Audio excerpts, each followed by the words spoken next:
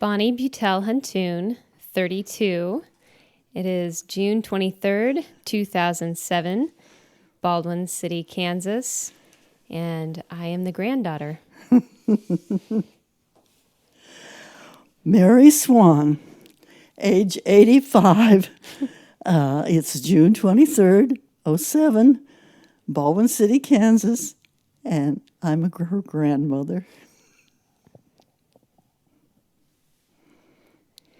Okay, well, I guess I would like to start with the early years and your growing up. Yeah, so if you could share when and where you were born to start with. When and where I was born. I don't know the exact time of day, but it was October 17th, 1921, in Falls City, Nebraska. Okay. And what is your earliest memory? I knew you were going to ask that. Let's see. I think we had to move out of the house where I lived when I was born because the owners came back and wanted the whole house. She'd been renting it to some people downstairs, and Mom and Dad were upstairs. And I was born in the hospital, but we lived there. And so Dad decided to build a house. But in order to build that house, we had to live somewhere else because the people were coming. And we went to a little house on Abbott Street, and I remember sitting on the porch with a girl that I now go to see, who was my first grade friend, and I see her in Fall City. She's 86. And she remembers that, too, that we sat in the swing and played on that porch. She lived next door. How old were you? I would think just before being 5. Okay. The summer before I was 5. That's pretty good. Yeah, it's pretty good. You can remember back there. Yeah. Where did you, I guess I should say, you just told me where you grew up, but what was... Go ahead, say it. I would say maybe thinking about your parents, what are the most memorable characteristics of your parents? Well, they were both pretty smart, and they were both really good citizens, and they taught me a lot of good things, but they were kind of uptight sometimes after we got older. When we were little, that was fine, but you know how teenagers are. They have different ideas, and that was hard on my folks. Yeah. But they were really nice. They really were. Uh-huh.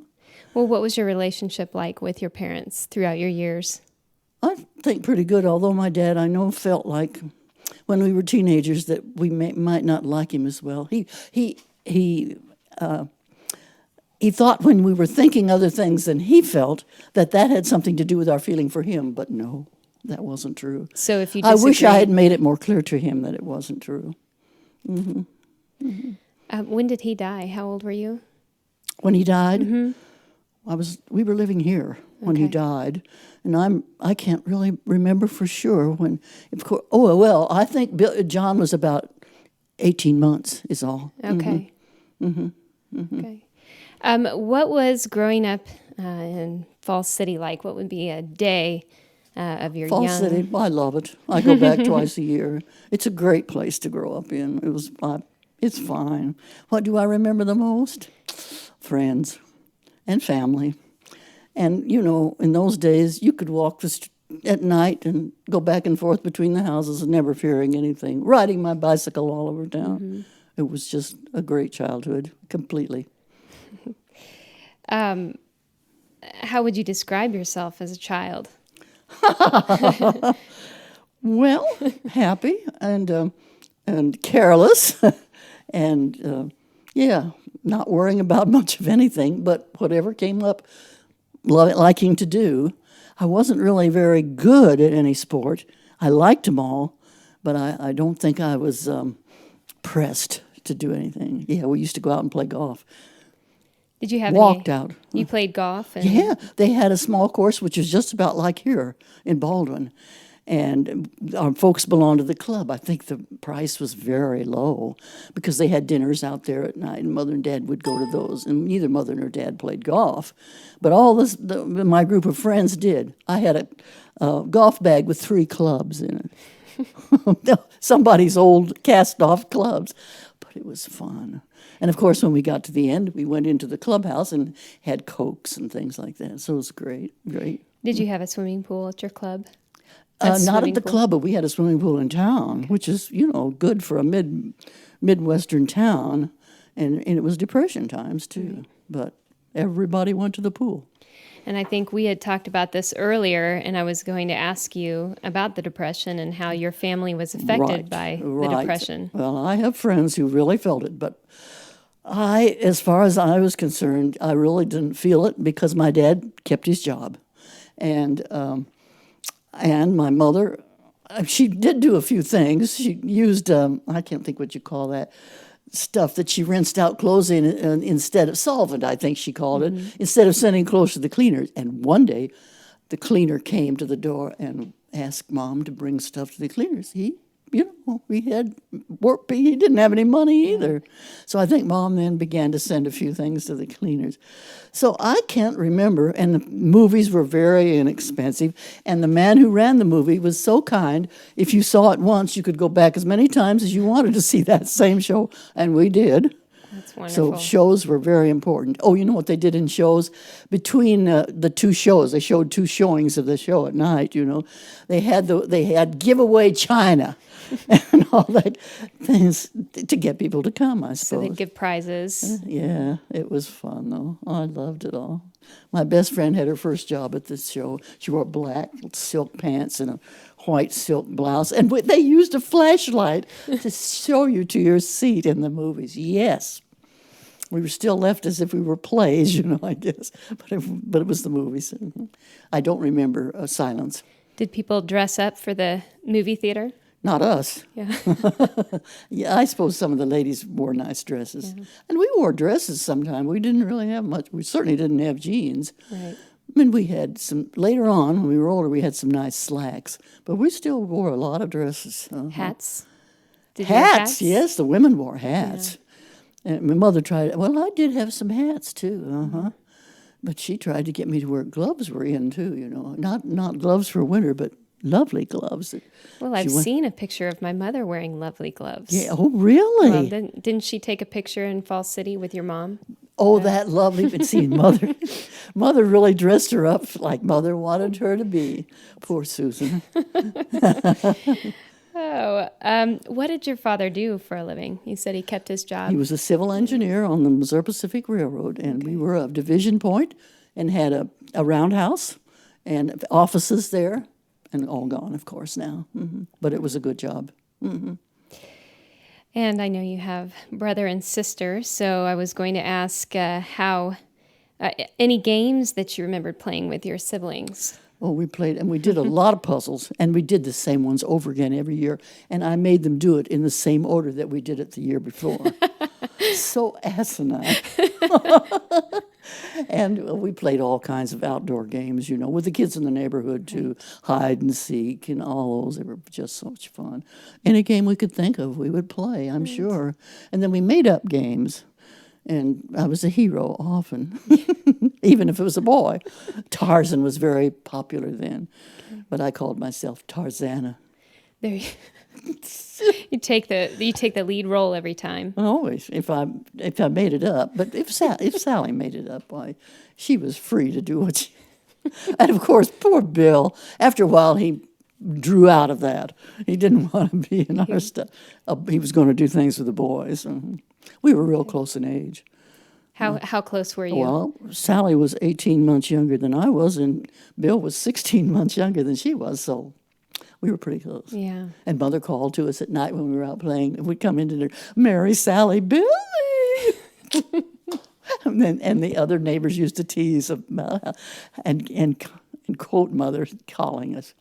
And they probably had names that they were called too. Yes. Everybody had their whistle or their. Maybe so. I don't really were remember you the first them. Ones in at night? They called like that. But we did have a bunch of good kids in the neighborhood. That was nice. The other thing is they had sidewalks all around the block. All around, and so we could skate clear around, bicycle clear around. And you never Once had you to were on go the to other the side, street. you were in a new territory. Yeah. It was great. Mm-hmm. Let me see if there's anything else. Do you have any favorite stories from your childhood or favorite songs, perhaps? What? Favorite songs, perhaps? Perhaps favorite song. Oh, I don't know that I have a favorite song. Favorite stories from there. Well, you mean like in school? Sure. Okay, well, I was very sick when I was a freshman. It was some kind of a flu, but they didn't have antibiotics or anything like that then. First sign was throwing up, of course, but I didn't get any better. And I just stayed in bed, and the doctor would come, and I couldn't eat. And I just began to get pretty thin, and I just couldn't eat. But he kept coming, and finally, across my face here, began to get black and blue, sinuses, and my ears began to ache terribly, and I was a little bit delirious. I remember that. And we had a wonderful eye, ear, nose, and throat specialist in town, and they got him, and he came and said, "Well, I'm going to pierce her ear. And let out that poison. It's settled. It's finally come through her body, and the infection is settled there." And I remember when I lay on that pillow after he put me out, ether. That's what they had. And when I lay on that pillow, and I said, "It's running, Mom, it's running." And as soon as that was out, I began to get better. But boy, was I thin. And then they sent my homework home with me, and I did that at home. And the first week I went back to school, the teachers knew. We walked, but they picked me up every day for that week. It was great. Mm-hmm. So how long would you have missed school? 2 weeks. 2 weeks. Mm-hmm. Jeez. Mm-hmm. And I guess that's a good transition, because I was about to ask you some questions about school and what kind of student you were. All the way through the grades, I was really good. But I have to tell you this about high school. In the days today is much better. You're much better prepared for going on to school than you were when I was. Because what did they do? If we made good grades during the week, we didn't have to take the tests. And we knew nothing about bibliographies or writing an essay, or we were never taught any of that, nor how to take notes. So when I got to college, I floundered. Well, what did you do in school then? Well, I got good grades. You got good grades doing what? Daily. Well, doing the daily work and turning in the daily papers. Okay. I did that. Yeah. But you didn't have any exams or any major papers. That's terrible. Mm-hmm. Just terrible. I don't know why they had that policy. Just to keep the teacher from having to grade so many things, maybe. No. Yeah. She's a teacher. Did you enjoy school? Yeah. If I didn't always enjoy every class, some of them were a little boring, like social, or what was that called? I can't remember. But it was a man who was teaching and who probably didn't really want to. Oh, the other policy in school was no women could be married during Depression times. No women could be married. And teach. You were taking the bread out of a family's mouth. Oh, my goodness. Mm-hmm. So there were no married women teachers. Okay. And they were dying to be married because as soon as they were older by that time. It was really sad. So they would wait to get married until after that policy. And some of them weren't that young anymore. Wow. Okay. We always felt bad about that. We were very sympathetic to those ladies. Well, how would your classmates remember you? Stubborn, but having fun. Stubborn. Yes. Oh, yes. Do you have a stubborn story? Well, I have a story about what awful game we played as in high school. It was called, you would tell your friends their wonderful qualities, and then you would tell them their worst qualities. That wasn't a good game. That's probably a game still played. Do you think it is? In some ways. In some ways. Yeah. Well, stubborn was... But I got it from everybody. Everybody said you were stubborn. When I decided that I wasn't going to do it or I was going to do something else, I could not be swayed. Mm-hmm. And I was really stupid because I did some dumb things by doing that. I even did it in college. I don't anymore. Do you think I'm stubborn now? Is that a trick question? No, you're not stubborn at all. No one would call you stubborn. Oh, yes, you would. That's all right. I would say, do you have any favorite teachers, maybe? Any teachers that had a strong influence on you? In high school? High school or college? In college, definitely. Mm-hmm. Oh, I was so in awe of her that I could hardly, it was one of those crushes, and in awe of her teaching that I could hardly speak in front of her. It was really, she was great. She was an English and drama teacher and hit me about here. Oh, yeah, she was short. Oh, she was great. can't think of her name. Isn't that awful? I'm terrible about names. Miss Potts. Okay, and she Miss taught Potts. drama and English, and she always had a way about it. One of Robert Browning's poems, one of his long poems, was a terrible poem about, maybe you've read it. It was in Russia, and they were in a sleigh going home, and the wolves were gathering. Have you ever read that? I haven't read She it. turned off all the lights and put one little light on the table. Why, it was awful, because the wolves got the baby. It was terrible. But she was good at drama herself, And this is a girls' school I went to, and I played men always in the plays. Guess why? The height, yeah. She's tall too, yes. Do you have any best school memories?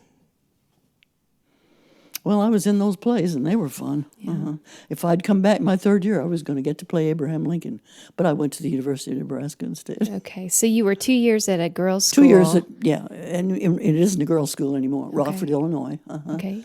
And then I went to the university. And how did you decide to go to the university? Well, Sally was going to go to school, and it cost a lot more to go to Rockford than it did to go to the university. I'm sure it was pretty cheap in those days to go to your state school. Okay. And my advisor at Rockford, who was an Englishman, Mr. Wickwar, when he was talking to me, he said, I think you're probably a candidate for a coeducational school. Why did he say that? I wonder what made him say that, because I didn't know any boys there. There was a list in those days, a list of boys that we could invite to dances and things. Okay.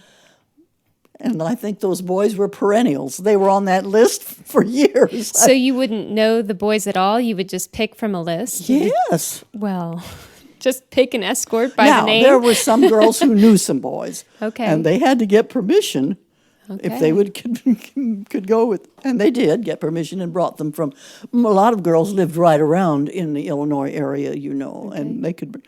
But there wasn't anybody I knew that I could bring from Falls City. I wouldn't have known how to anyway. I was not good at that sort of thing. I had one date with one of those boys on the list, and I couldn't think of a thing to say. How I've changed. I can think of lots of things. Lots to say. Well, I was going to ask you a little bit about your boyfriends, because I remember you telling me some stories about being proposed to. Ooh. Yeah. I think it was the war. That's what we've discussed. I've discussed that with Armania and Fernanda the last time we were all together.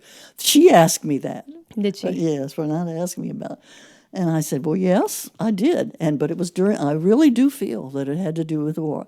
I keep hoping that isn't what made Tom propose. The one I married. Well, what were these boys like that you dated? They were lovely, all of them, just real nice. But the one that asked me, he proposed in a letter. He was stationed in Alaska, and I know he was homesick and he was in the war. Yeah. And he knew me, but he just decided to propose I felt really terrible because I never thought of him that way. And I'd only had a couple of dates with him. Okay. He was the brother of one of my good friends. But the other ones, that was Paige, who came back from the Marines. And I'd written several times to him, but not much. And he'd written several times to me. But I think he came back and he was somebody I remembered. But by that time, I knew that I liked Tom. And how did you meet Tom? Well, he was very foolish and roomed across the street. But I didn't know him the first year he roomed there. And he dated lots of girls because after I knew him, I remembered that I'd seen him in the show with this girl and that girl and that girl. Dad liked the girls. Okay. And he always had a good time. Mm-hmm. Do you remember your first impression of him? Yes, because I had been eating a hamburger with onions, and my girlfriend who knew him, and he was half a block from the house. She says, let's stop and pick up him. I know him. I said, do you remember what we just ate? And we just terrible. The whole car smelled like onion. Why are you picking him up? He lives right there. I'm picking him up, and I'm going to introduce you. So we kind of turned our heads away, and I just thought he was pleasant. That's all I know. Then Mother had this, his landlady came over to Mother and said, I have these nice boys rooming there, and I wish, and all you girls and your daughters know all these people. I think it would be nice for you to have a party for them. And and so I had to call him. It took me all day to call him. Just hated that, but I had to. And he was perfectly willing to come. And that was the first time. And then after he came, and we went out to the country club afterwards and danced, I knew he'd call me again. I just knew he would, and he did. And he did. How long did it take before he called you? About a week. And then he called you, and then you had your second date? Yep. To the movies, of course. It was fun. It was great. And we were double dated with other people then after that. Had a great time. One of our nice times of dating was after I was back up in school and he was still at home. Or he'd graduated and he was waiting to be drafted or get in some kind of part of the service. And then he and Ray Hutchins, who was dating my sister, would come up on the train. Or if he could get his brother's car, convertible, they would drive up, and we would have a wonderful time in Lincoln. And then they'd go home on Sunday night, And, So how long did you date before he proposed? I don't remember him proposing. We just kind of drifted into marriage. Okay. I remember when he gave me my ring, the day that Eisenhower invaded Europe. Okay. And I'd always think of that. It was June 6th. And that's when I got it. Mm-hmm. And there I was guess that's proposal. Yes, there was no official proposal, but you put the ring on. And I ran right upstairs after he left, and Mother was still awake. And then I could tell her she was happy. I was going to ask, were both families very supportive of... Well, his family was clear out in Pennsylvania, but they came out. They had to see who Tom was getting engaged to. And I was playing out in the front yard with the kids. And Tom said, there's Mary right there. And his mother said, well, she looks about 12. He said, Mother, she's my age. And I was in, not overalls, but slacks or something. And we were rolling on the ground or something with Bill and his friends. She approved.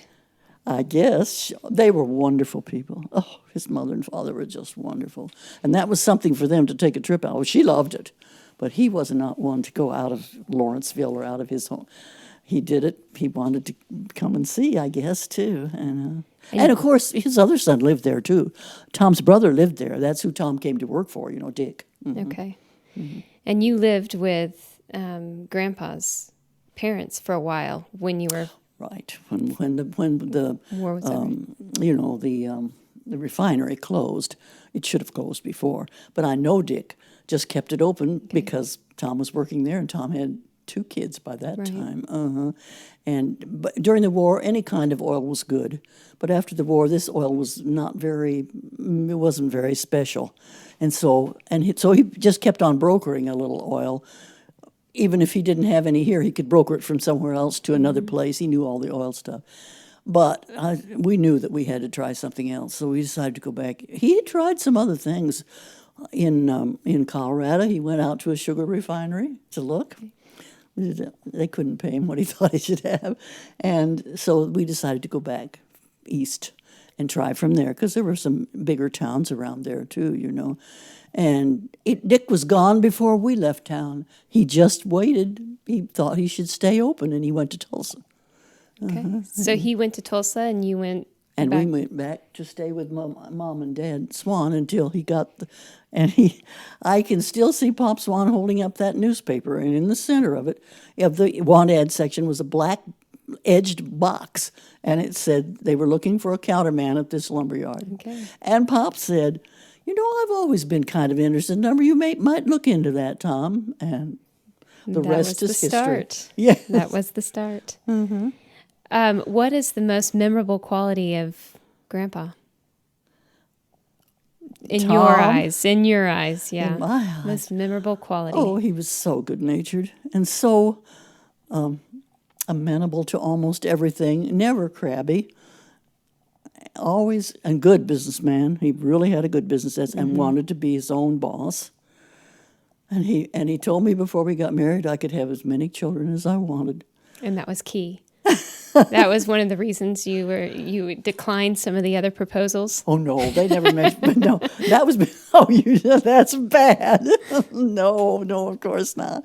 But we'd gotten far enough along so that we discussed things like that. Well, he didn't know anything about kids or that kind of thing, but he knew that he could see that I really thought that would be good. It would be nice.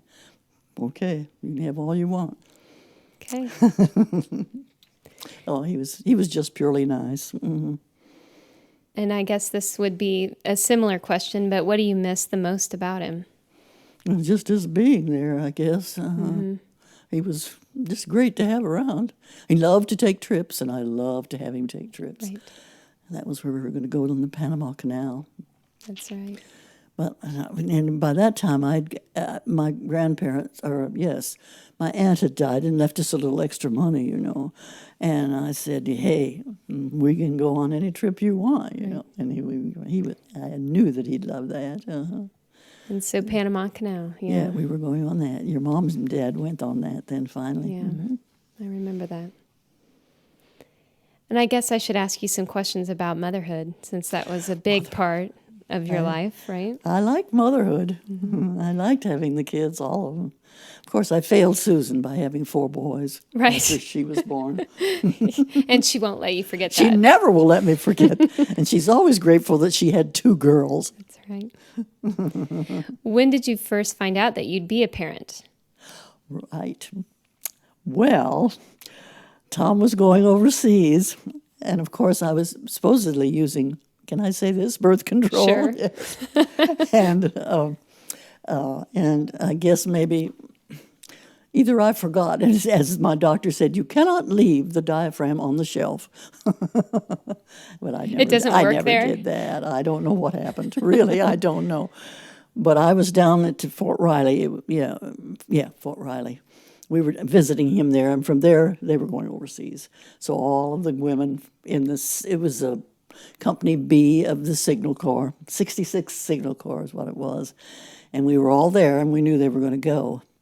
And suddenly, the Coca-Cola didn't taste very good. And I wondered then. But I never told a soul, never said anything. Well, Tom knew. I told him. But I didn't tell my folks because I came home to stay with my folks, I was nervous about telling them, really nervous. Well, I didn't need to be. After she was born, she was doted on by them, absolutely doted on. How long before you told your parents? I waited to go to the doctor till I was about 3 months. I had to tell him then. Right. Well, I knew Dad would be upset because he waited from World War I. They both waited until after World War I because he was sure that Tom might be killed and I'd be left with a baby. Right. And, of course, he had a point, I'm sure. Right. But I just knew, I was sure. When you're young, you're sure things are always going to be all right. Mm-hmm.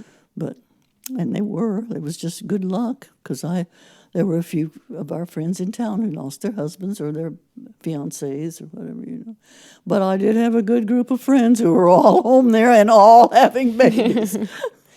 And did you remember the first time Grandpa saw Mom? Oh, that was cute. That was really cute. Let's see. She was born in October, and he came home in February. Right. And he couldn't get a train out. He got a train to Omaha, and then he couldn't get another train. He took a bus to Hiawatha, and I drove over in the car to pick him up. And we came home, and we came in the house, and I said, bye-bye. Susan's upstairs. We'll go upstairs. And he stopped on the landing. He said, what if she doesn't like me? She was sucking on a bottle. Mother was giving her a bottle, and she turned her head over and then went right back. Typical Susan, no. She was fine. I have some early pictures there of him. He was pretty thin when he came home from the service. You saw those pictures. Mm-hmm. His face was thin, wasn't it? Very thin. Well, he said he hadn't been eating any of that rotten food. And he threw all of his...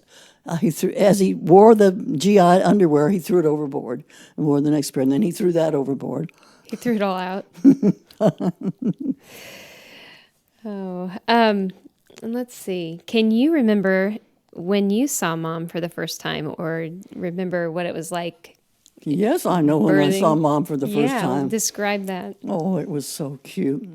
The hospital was under a Catholic group, nuns at that time. I don't know whether they owned the hospital or they just were hired, And so it was about 10 minutes, yes, okay. It was about, the doctor had told me that it would be around October 10th, and she was born at 11:45 on October 9th. I thought he was pretty good myself. And I didn't hold off so that she would be born on the 10th just for him.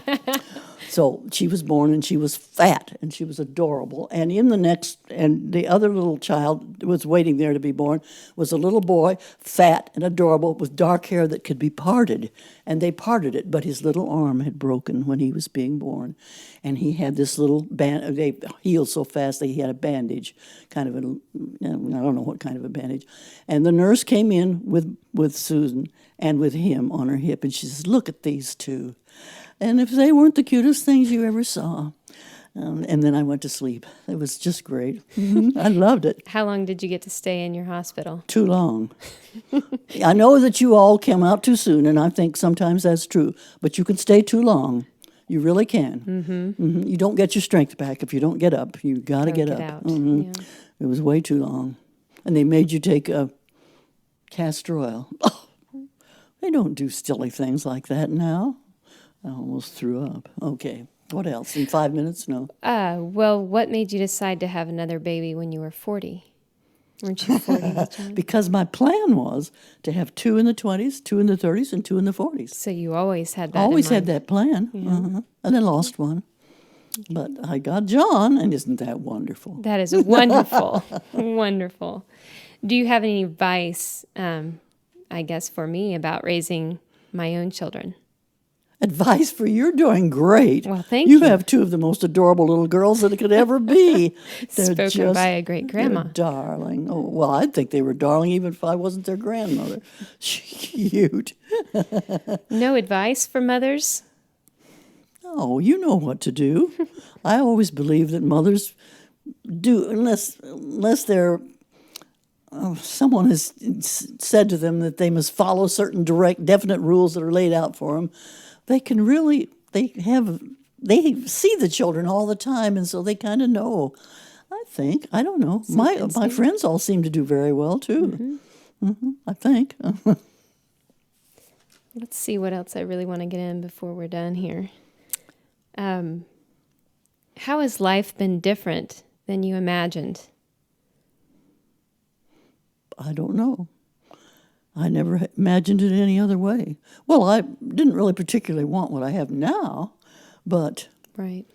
But other than that, well, and of course I didn't want Tom to die, but in the nature of things, I knew things like that happened to people.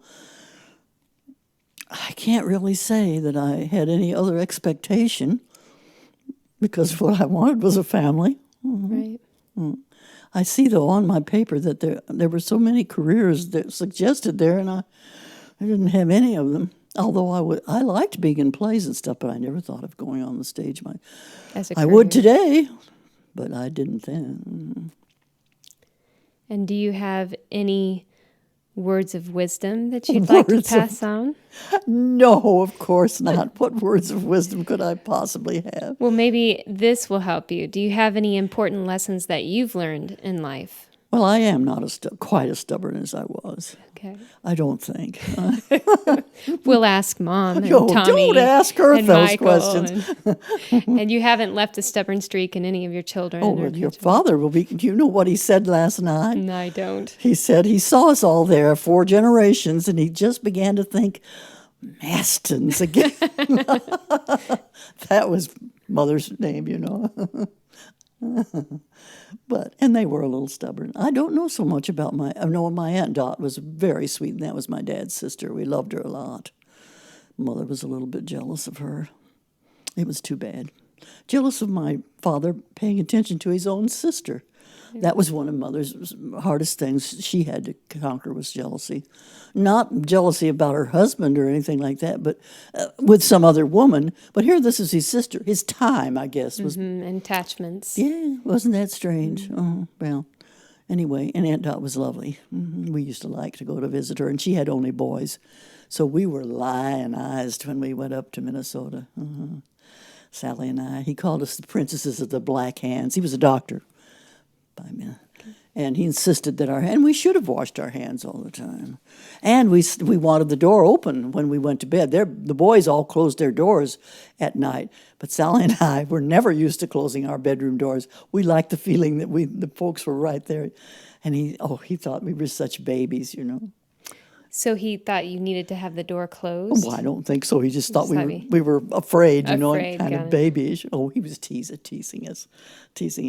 And he was the perfect example of a wonderful, wonderful man, a wonderful doctor who lit a cigarette off the end of another one and died when he was just 60 years old. He just smoked like a...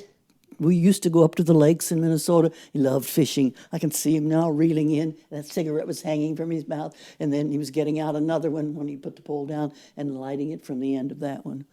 Of course, we didn't realize how bad it was for you then, but he was sweet. He was just really... He was born in Hannibal, and he thought the world of Mark Twain, of course. Right. I thought it was kind of funny that Mark Twain had entered into my life through him and his talking about it. And then when I married Tom, and the town nearest, the big town nearest to him was Elmira, New York, and that's where Mark Twain went. And that's where he met his wife, and they lived there. And Elmira College was where I believe her father was president of Elmira College. And Tom, who didn't know much about his life in the Midwest, the streets were named after him. The hotel was Mark Twain Hotel, and all those different things. So when I said, "Well, you know, he was really born out our way," Right. It was fun. Yeah. Well, we had some good times. How would you most like to be remembered? I don't know. How should I be remembered? As a mother and a grandmother and a great-grandmother. How's that? That's perfect. That's perfect. Okay. That's perfect. And do you have any last stories that you would like to share? I don't know. What story should I tell you? I don't know. Well, we do have this group of women that go for breakfast. And Yeah, tell about your friends in Baldwin. the Biddies breakfast bunch. That's right. That meets up at, what's it called? Is it Cordoba's? Cordoba's, yes. And that's quite a bunch. And talk about people having opinions of their own. That whole bunch has opinions of their own, and they have papers to prove it, and they bring them all. However, I'm the only Republican and they talk really bad about the president, and they do it on purpose because they know I'm there. Who are all the ladies that are in your biddies? June Jewett, Barbara James, Tracy Harrison, she's our token 40-year-old, and let's see, Ruth Scott, and who have I left out? I've left somebody out.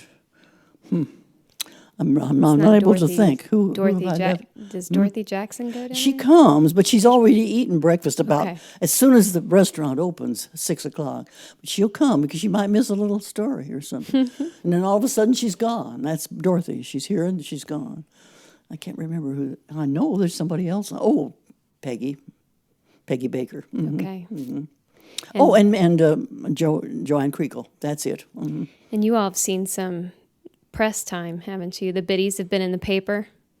They're in the paper because June writes about us. And she has a good column.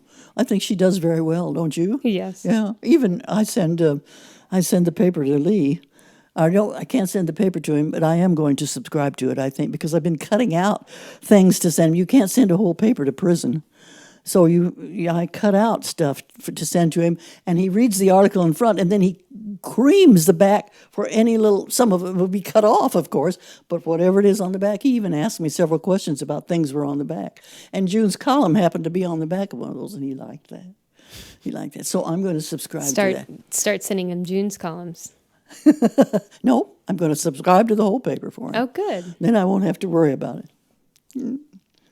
1 minute. 1 minute. 1 minute. I don't even know Well, what to now, say. let me ask you, what about your life? I have 1 minute.